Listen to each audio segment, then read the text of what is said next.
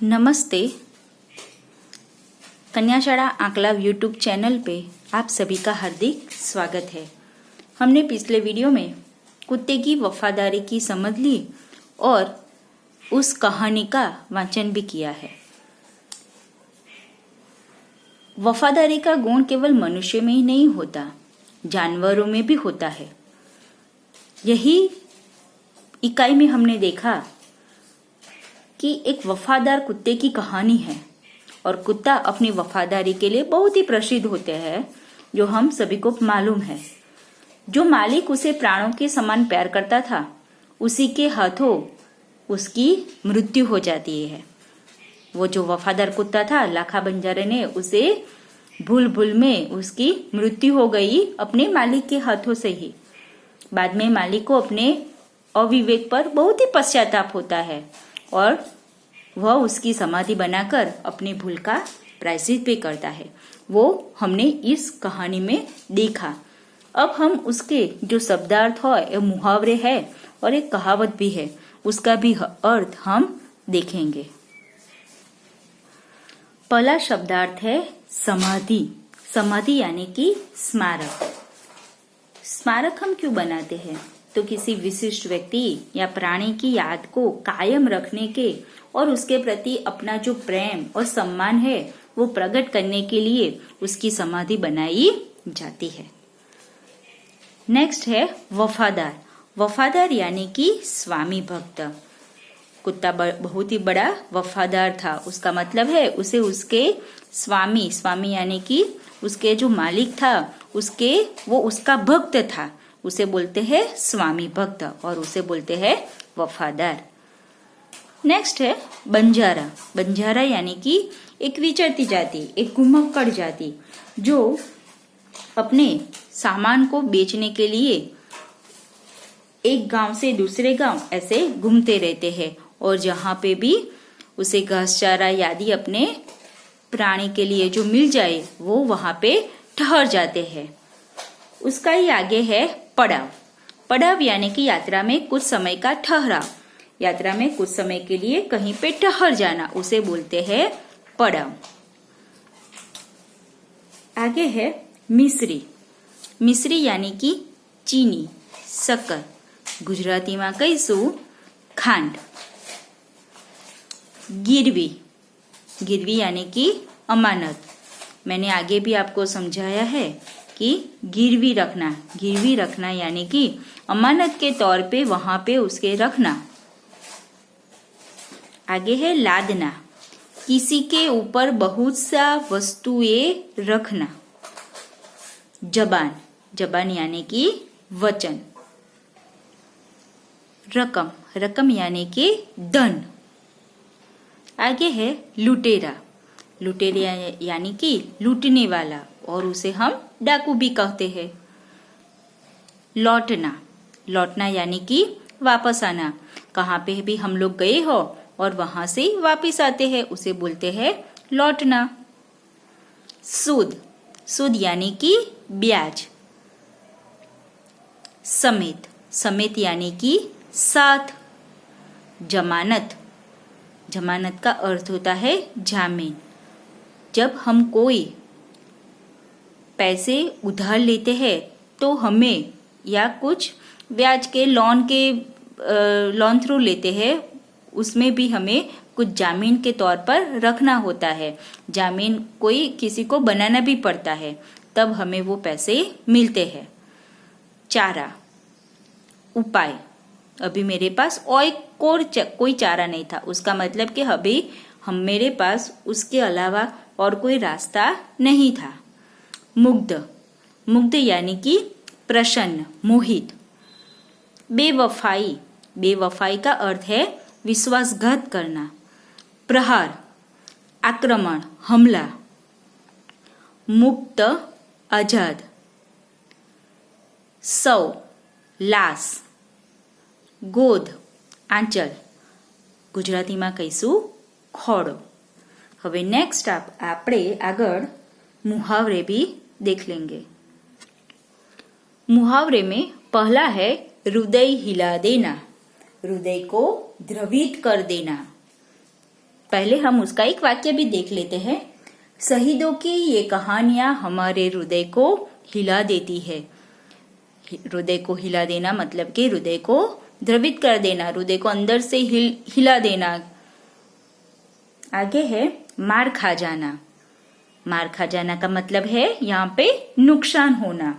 मार खा जाना का मतलब ये नहीं कि कोई हमें मारे, उसे बोलते हैं मार खा जाना। मार खा जाना यानी कि नुकसान होना। एक वाक्य भी हम इसका देख लेते हैं। सूखे के कारण किसानों को बहुत मार खानी पड़ी।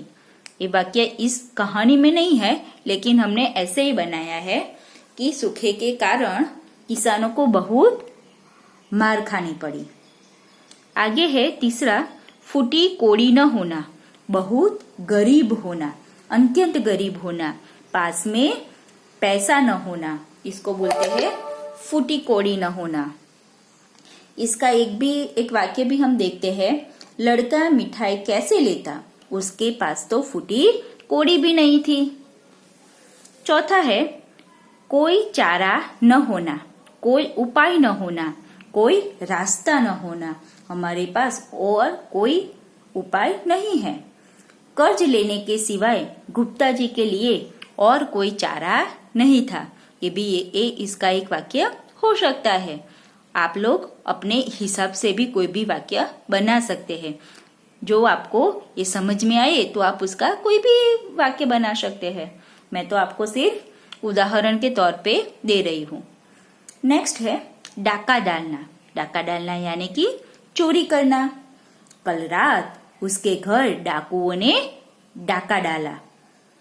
नेक्स्ट है छठा, 9-2-11 होना, भाग जाना, वहां से भाग जाना। 9-2-11 हो गए ना।